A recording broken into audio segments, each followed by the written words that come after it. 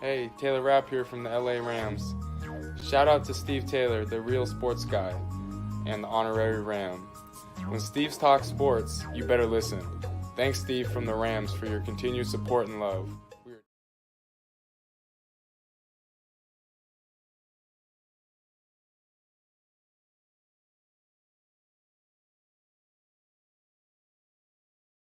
Thanks for watching Keeping It Real Sports. Yes, sir. Rocky Yassin, keeping it real sports. Appreciate you, brother. All right, man. I'm with Prince Bell, we rocking with Keeping It Real Sports, and we gonna be on this. We gonna be on a lot of times. I love the platform. Check in, it's the new wave. Like, follow, subscribe, and do all that good stuff. Come on. Told you I got you. Wanna talk about his game, he can talk about it. Tennis, match, golf, he can talk about it. Don't matter what it is, he can talk about it. Any sport dude, he know about it. Say your boy bum, don't doubt it. If he tell you that it is what it is, the real sports guy in the sand. Talk show game in the bag, man. Rep, gon' have to throw the flag, man. Steve Taylor, and it's over. OVA, game over, they don't play. From the fourth quarter to the ninth inning, NASCAR wheels keep spinning. To the 18th hole, he's still in control. Eye on the goal. Coach never missing the play, cause he know the deal. This keeping it real. Sports. Come on. Keeping it real. Yeah. Let's go.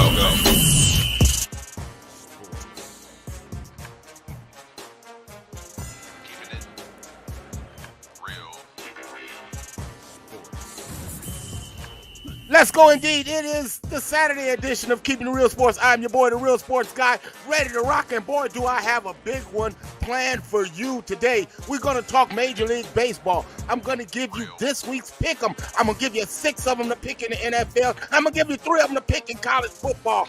And we're going to give you this week's college poll as well as my NFL power ranking. But first, I am going to talk about what's hot off the press, and boy, do we have a doozy for you, so buckle up. This is hot off the press.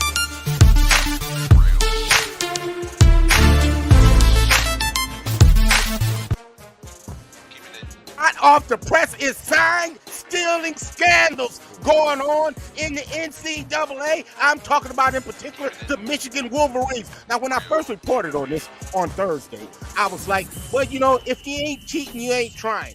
Then I got emails and text messages from insiders that said, Steve, you might want to take a deeper look into this. Because if Michigan is stealing signs, it's not only 2 programs that they would have to steal signs from. So, upon further review, who would those 2 programs be? Who would be mostly affected by sign stealing scandals? Well, it would be Ryan Day and the Buckeyes of Ohio State. Why do you say that? Because if you know where they're at, you know what they're doing, it's easy to defend them. It's easy to be able to play football. That's exactly what they've done. And so when you look deeper into this, did they really find the recipe? Well, hell, if you're stealing the signs and you know where everything is going, let's go back in particular. This all came down in 2021. Now, this is starting to come to the front. People, let me take you back to 1994. 1994, the NCAA, they instituted a rule where you cannot go on the road. You cannot send scouts in person to scout upcoming future opponents. Now, if Michigan did that, who would be the only schools that they would freaking go out and look at signs to possibly get a leg up? Well, it would be the Buckeyes of Ohio State. So, I'm saying it is a big deal.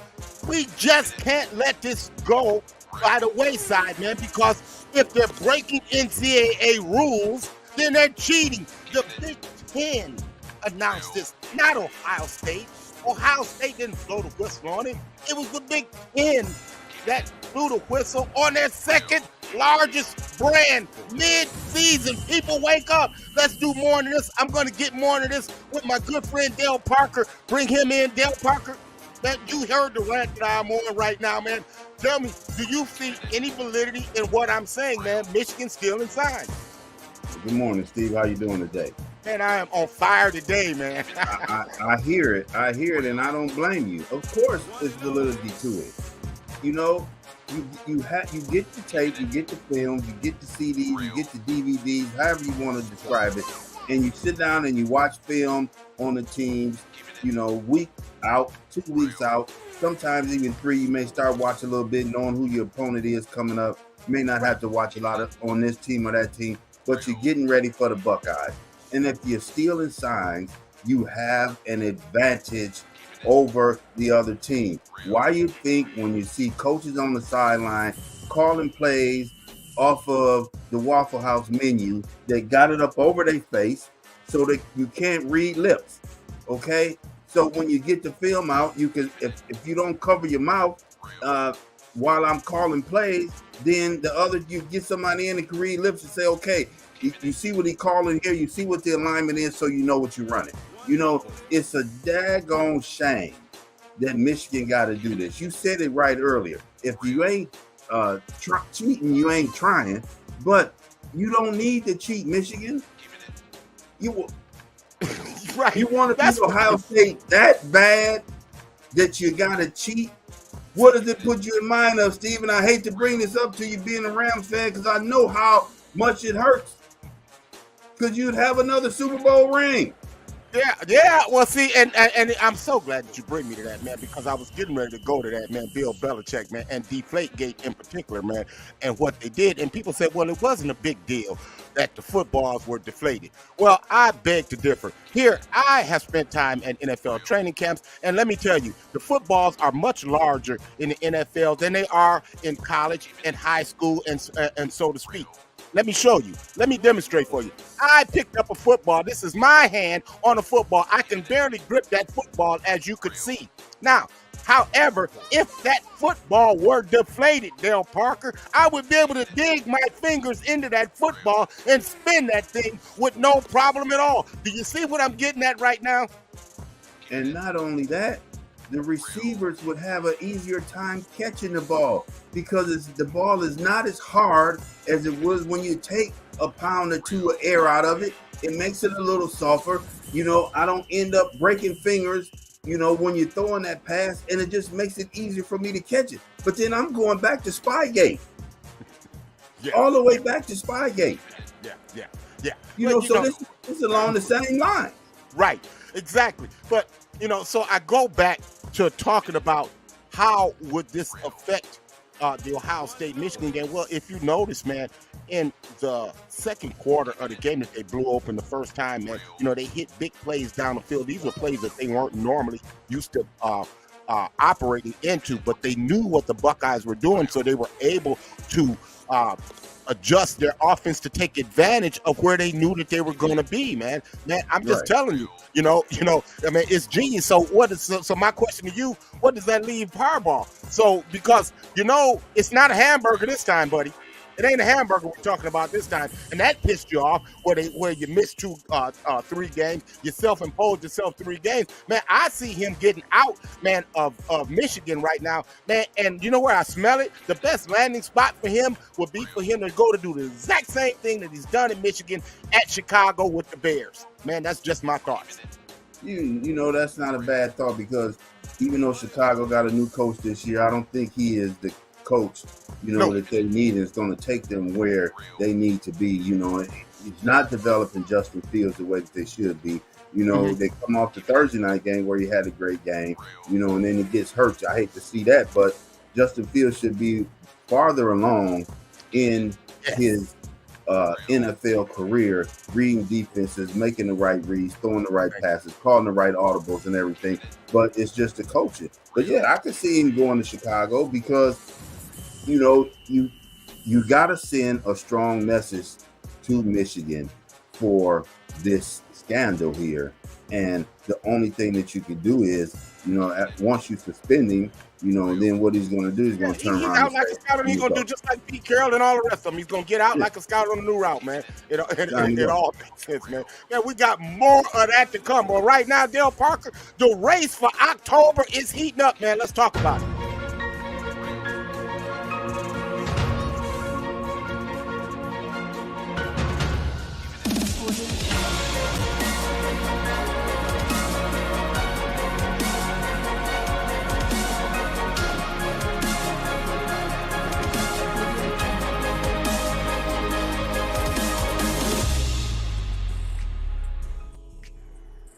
The Texas two-step is underway. I'm telling you, it started out the Texas Rangers really found their way early on. Man, they won the first two games, but for some reason, the Houston Astros cannot win at home. They've won the middle three games, man. This here is turning into a great series. Last night, in particular, after the Garcia home run that put Texas on top, we saw the benches clear, Dale Parker, and before the theatrics came out, and it tells me the kind of mettle that the Astros have, because in the next half inning, this is what happens. Altuve goes yard. He wins a winning 3-1 homer. Astros take the series lead 3-2. Man, give me your thoughts on last night and where you project this thing going down the road. Steve, I take you back to when right before the series started. You asked me who did I have. I told you I was pulling for Texas because I'm just not a big Houston fan. But what did I say? That Altuve is going to be the difference in this series. You know, Houston is not a one-man team, and I don't want anybody out there to think that it's only Jose Altuve that makes a difference on this team, but he is the spark. He's the straw that spurs the drink. Yeah. And he always comes up with the big hit, along with Alvarez, that he, you know, the left-handed DH, he's gonna come up with big hits also. But it's Altuve. I mean, he did it in game 3. He turns around, he gets the big hit and the stop in game 4, and then he gets, you know, the 3-run homer last night. You know, he's a difference maker, and that's all you can say. Yeah. He's a difference maker. He's first ballot Hall of Famer. Yeah. And what else can you say? Yeah. 26 postseason home runs, man. That is like now he's in second place in postseason home runs in history, man. Man, starting to move up that ladder, man, for a guy that's not 6 foot, man. You know, not close to 6 foot, man. He is definitely the straw that stirs the drink, man. Comebacks was the theme of last night, man. And when we look at the National League game 4, the Phillies and the Arizona Diamondbacks, man. The Diamondbacks, man, were on their deathbed, man, after the first couple of games, man. The Phillies, man, used power pitching and power hitting to take a 2-0 series lead. But, man, the Diamondbacks get to walk off, man, in game 3, and then they turn it around last night, coming up with big, man, the bullpen. They used a bullpen to win this game, man. I mean, I didn't think they would be able to pull that one off. They pulled it off, Dale Parker. They used the bullpen to get a win. Yeah, I thought it was a huge mistake that they were making, you know, going with the bullpen rotation to start the game. But it turned out, you know, to be the right move. And they were down. You know, Phillies had them on the ropes, and they came back, you know, and tied it up. I didn't think they had it in them. You know, it seemed like that they were so up and so happy to get the Dodgers out, you know, when they beat the Dodgers in the first round of the division series. When they came out and lost the first 2 games, it just seemed like that they were just in trouble, you know. And I'm like, yeah, the script is written. They're on their way to the end their season, you know, going fishing. But hey, they fought back, you know, they right back in it. But I still got Philly to pull this one out. I think Philly's gonna, you know, turn the tables on them to get back home, and Bryce Harper get the stick going again, as well as Schwarber, and they'll get back in and make the difference. They'll be the difference makers. Yeah, man. They're gonna have to pull that thing together, man. They definitely are, man. But I tell you, you know, the one stat that I look at Philly, when I look at them, man, at home they are crushing the baseball. They're, as a team, they're hitting over 300. As a team on the road, they're hitting 200, 100 points lower than that, man. That's kind of been the difference in this thing, man, the way that I see it. Hey, Dale Parker, let's do some college football.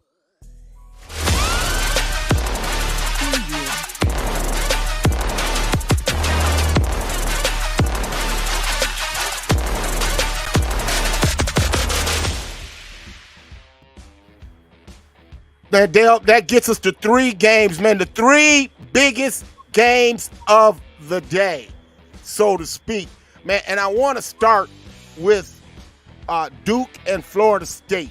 Now, when I look at Duke. Duke coming into this one without Riley Leonard. Man, this has me a bit trepidatious on my pick.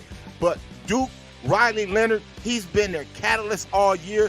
He has the ability to really stress a defense with his arms as well as his legs. It's going to be a game-time decision on Riley Leonard. I'm hoping that he goes. But if he goes, man, I'm going to tell you, Dale Parker, I really, really like the Duke Blue Devils, especially if you're going to give me 14 points. Now, I'm saying that Duke has never beaten Florida State at Tallahassee. They get a chance to do that today. Duke hasn't given up touchdown passes. They've only given up 3 touchdown passes all year. Man, they're going to be stressed by Jordan Travis today. Your thoughts on this one? I have to agree with you. If the quarterback's not able to go, I don't see Duke being able to pull it off, even getting the 14 points. So with it being a game-time decision, it's too bad we can't make a game-time decision on this pick here. So right.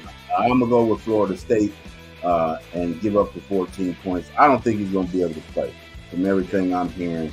And if he is going to play, he's definitely not going to be 100%. He'll probably be somewhere 60, 70%. And I don't think they'll be able to get it done without him being 100%. So I'm taking Florida State. As we move out west, Utah and another quarterback that's out. I'm told now that Cam Rising not going to play this season, which is depressing if you're a Utah fan. However, their young quarterback, their freshman quarterback, has gotten his feet wet and he's starting to make strides. The one thing that Utah has is defense. Man, we see them play defense. They're going to be physical at the point of attack on each side of the ball. USC, there's a lot going on there. Man, my people are telling me that Lincoln Riley is starting to put out NFL feelers, okay?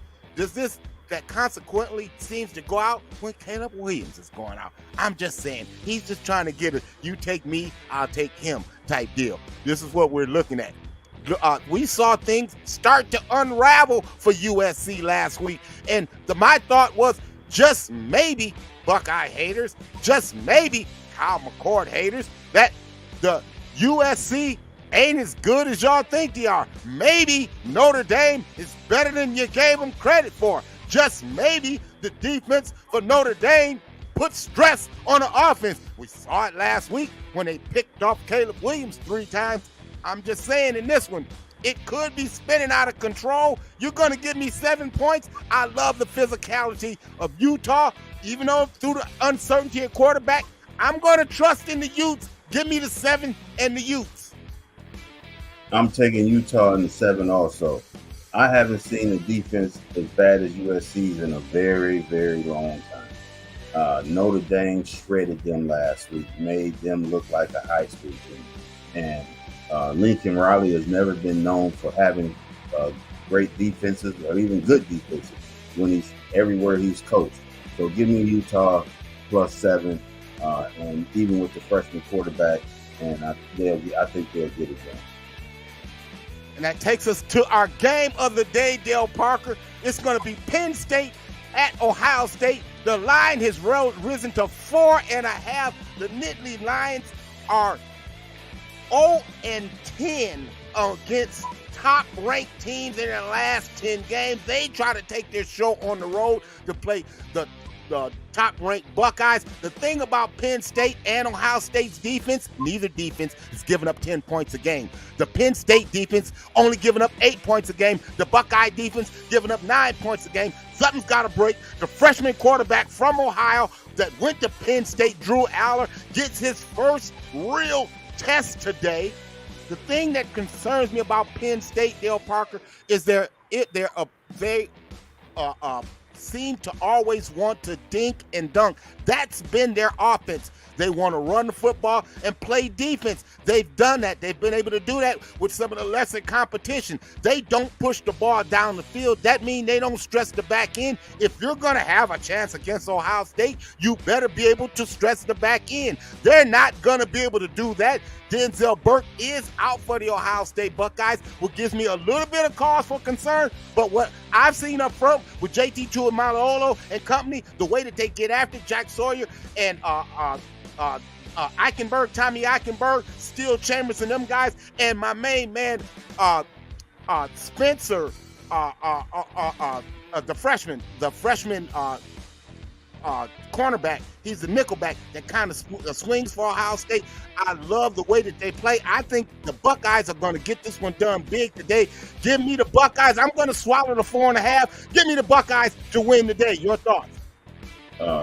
Nothing else needs to be said. Give me Ohio State, and I'm swallowing the 4.5 points also.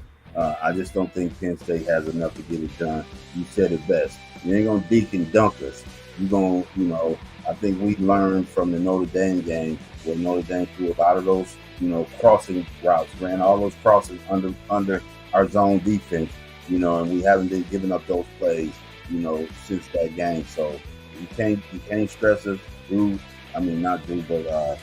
corner is out, and with the corner being out, Denzel Burke. Sonny Styles was the kid I was trying to think of. Sonny Styles. Little concerned with Denzel being out, but I just don't think Penn State got enough to get it done. And here's one other thing, Steve. Who have they played?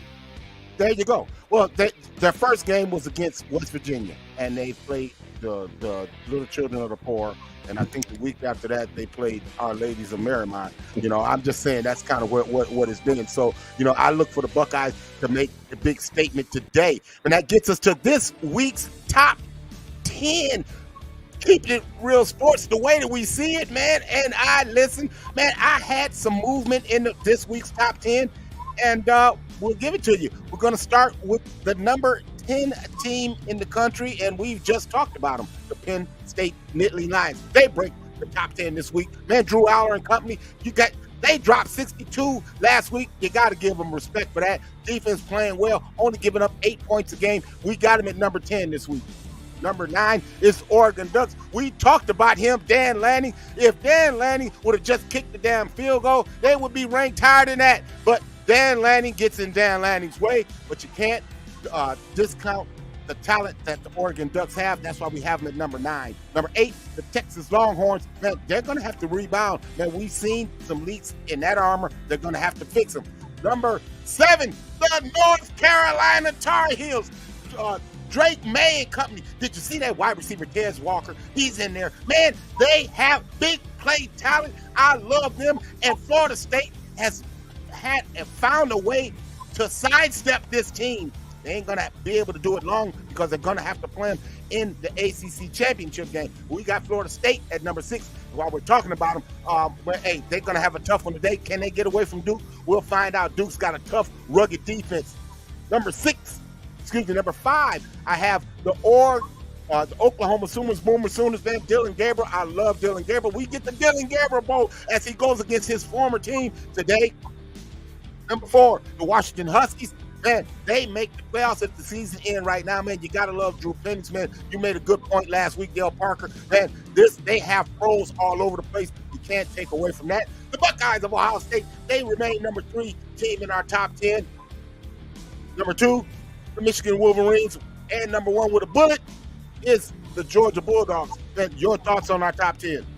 Yeah, I don't really see an issue with the top 10. Only if I had to make any changes, it would be with Oklahoma and Florida State.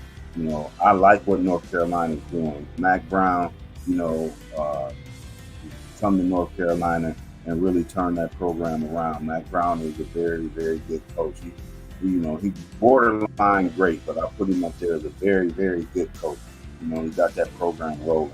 Other than that, I wouldn't make any changes to your top 10 at all, the way I see it. So there we go, man. So that brings us to, man, pick 6, man. I'm going to give you pick 6, the NFL games of the week. Look, last week, I had a pretty good week, 4-2 on the week. Dale Parker, we're getting kind of good at this thing, man. And we're going to give you 6 of them, man, you can bank on for this week. And I'll start with my lock of the week. Dale Parker, the lock of the week to me is real easy. Man, give me the Chiefs over the Chargers. It's that simple. I don't need to go into detail. The Chargers has Brandon Staley as the coach. The Chiefs has Patrick Mahomes, and the Chargers don't. That's why. So I go to Tampa Bay against Atlanta. Both of these teams over 500 in this one. This is a play for first place in the division. Give me the Buccaneers. I believe in Baker Mayfield. He must feel dangerous. I hope he feels dangerous tomorrow. I like Tampa Bay. Cleveland. Man, we're going to find out a lot about Cleveland. One thing that we know, defense travels. One thing we know, Cleveland has a defense. I expect that defense to travel. Did you see Gardner Minshew last week? He threw 3 picks. Should have threw 6. Well, he messed around with this defense. He will throw 6 tomorrow. That brings me to the Rams against the Pittsburgh Steelers. Pittsburgh going out west to take over SoFi Stadium. Yeah, they may have the numbers, but what they won't have is Matthew Stafford. What they won't have is Cooper Kupp. What they won't have is Puka Nacua. And what they won't have is the way that the Rams' ground game is starting to take place. Give me the Rams in this one. The big game of the day, 2 big games. One of them, Baltimore and Detroit, Dale Parker. Man, this one could be trepidation for the Lions. This is a big test. The Lions haven't seen a quarterback like they're going to see on tomorrow, but I'm going to go with Lamarvelous to get the job done. And the big game of the day, your Miami Dolphins. They're traveling to take on the Eagles. Man, Eagles starting to get some players back, but the Eagles seem to play with their food. They've been doing that all season, man. It's something about Philly that's just not quite right. Maybe it's because both of their coordinators are head coaches in the league now, and they're trying to find their way. I'm just saying, I just like Miami tomorrow. Your thoughts on this one? I'm concerned about my Dolphins. You know, as I tell people all the time, Miami has always been light across the defensive front four. You know, they're great in the defensive back, you know, very good linebackers, but they light across the front line. And, you know, Philadelphia has, if not the best offensive line in the game, is in the top 2. You know, so if they can prevent from being pushed around other than the tush push, because nobody's stopping the tush push. Right, but if they can prevent from being pushed around, get some pressure on Jalen Hurts the way that the Jets did, you know, showing a few different looks in the, you know, from the defensive backfield, you know, I think they got a chance. Offensively, I'm not concerned about Miami at all. You know, as long as Tua stays healthy and keep away from the they can move the football. You know, they run the football with integrity, and that's the one thing that if you have problems against the Eagles, it's teams that are physical and run the football right at them, man. Well, you're not good. It's not going to be any guesswork. Miami's going to do that, and they do it damn well. Man, that gives us to this week's top power rankings, man. The number 5 team, man, they showed up again. Man, Trevor Lawrence, man, sunshine. I love the Jacksonville Jaguars. On one leg, he goes out Thursday night and gets it done, man. You don't practice all week. You don't give a damn. See, that's what top-tier quarterbacks do. They get it done.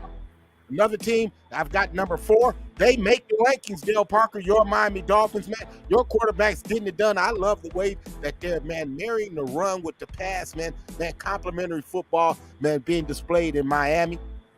Number 3 team that I have this week is the Kansas City Chiefs. Here's another team that's been playing with its food, man. It's just something not quite right with that Kansas City offense. Maybe it's because Eric Public Bieniemy is now in Washington. Just my thoughts. The number 2 team is the Detroit Lions, man. And if Detroit can stand up and test the roar tomorrow and come back with a victory, then, guys, we have to really look at them to being the number 1 team in the league. But the number 1 team in the league is the 49ers. We know that they had a hiccup on Sunday, but damn, if the field goal kicker makes the field goal, we're not even talking about this, man. But Frisco, pump the brakes on Frisco, man. They are the best team in the league, man. Your thoughts on our top 5? I don't see any problem with the top 5. I noticed that Philly's out, and I don't have an issue with Philly being out the way that they, you know, lost last week. You know, so they got an opportunity to come back, you know, this week if they could get the victory over Miami. Kansas City, their issue is really at wide receiver. You know, you got Travis Kelce, a tight end, who's tight end / wide receiver. But who else do you got? They went out and they traded for McCole Hardman to get him back, hoping that he can bring a spark, to that offense. But if they don't get something going on the outside, they're going to be in big trouble as the season goes on, and they get to play a lot of, tougher competition and playoff start. You got Mahomes, but you need a little more than Mahomes and Travis Kelce. Yeah, you definitely do, man. You definitely do, man. Man, again, man, our top story, man, Michigan, the sign stealing scandal, man. And I hope it wakes up Ryan Day, because I like my Ryan Day ornery like this. You knew this one wasn't going to be easy, but it came down to the wire. And what can you say about the performance from your quarterback, Kyle McCord, to finish that drive? Toughness, that's it. Physicality, across the board, finish it off, having guts. I like to know where Lou Holtz is right now. What he said about our team, I cannot believe. This is a tough team right here. We're proud to be from Ohio, and it's always been Ohio against the world, and it'll continue to be Ohio against the world. But I'll tell you what, I love those kids, and we got a tough team. What did they prove to you tonight in this victory that you'll take away and run with? Toughness. Everybody's questioning these kids all the time. We had one bad half the last couple years. That's it. Everybody wants to question these guys. These guys are warriors right here to come back and win. This kid right here to come back in the second half and win. I'm emotional about this for a reason. A lot of people question these kids and say a lot of things about them. I love them. When someone attacks your family, to come in and win like this is special. It's a great win for our program and a great win for Ohio State. That's how I want my coach. I want him pissed off, and I want him mad, Del Parker. And he better be pissed off and mad starting today, and you be pissed off and mad because that team up north is stealing signs and they're cheating. And that's the kind of reply that I want from my head coach. You're damn right, man, Ryan Day. It's Ohio against the world, and that's the way we like it. Definitely. Go out, show them today, what Ohio State is, what the state of Ohio can do, and then get ready for Michigan in a few weeks. I know you got other teams in between there. You can't, just say, hey, the season's over. We just, getting prepared for Michigan. But get ready for the cheaters and show the cheaters the only reason why you beat us Harbaugh the last 2 years is because you cheated. You got tired of getting embarrassed and tired of losing. Del Parker, I had a sign around here, but Michigan stole it. So I can't show it to you. And on that note, man, hey, look, it's been fun, but we got to run. Make sure you check us out, man. Man, we are now, man, 3 days a week, man. Make sure you check out, man, our new Keeping It Real Sports channel on Facebook. And make sure you check out our Keeping It Real Sports channel on YouTube. Check that out. Like, subscribe, tell a friend to bring a friend. We can all be friendly, man. It's all about that. For Del Parker, I'm the real sports guy, man. And until Monday, when we give you Recap Monday, I wish you love and I wish you peace. I see you. See you, Steve. Come on. I told you I got you. Wanna talk about the game, he can talk about it. Tennis, match, golf, he can talk about it. Don't matter what it is, he can talk about it. Any sport dude, he know about it. Save your boy bum, don't doubt it. If he tell you that it is what it is, the real sports guy in the sand. Talk show game in the bag, man. Rep, don't have to throw the flag, man. Steve Taylor, and it's over. OVA.